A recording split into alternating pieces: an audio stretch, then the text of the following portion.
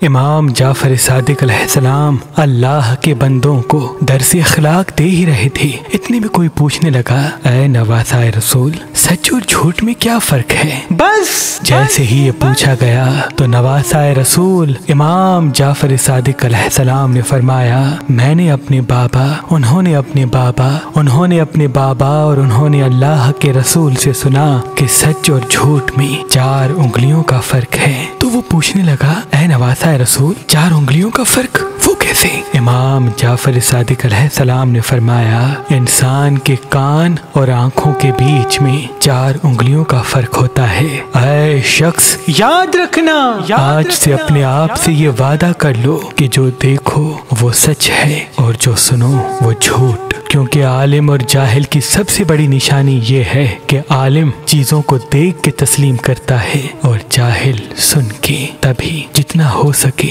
सुनी सुनाई बातों पर अपने सर को तस्लीम खम करने से दूरी इख्तियार करो। जब तक दलाइल वाज़ेह ना हो तब तक उसको सही न समझो, क्योंकि इंसान की ये सिफत इंसान को दुनिया और आखिरत के हजारों नुकसान से बचाती है, हजारों नुकसान से बचाती है।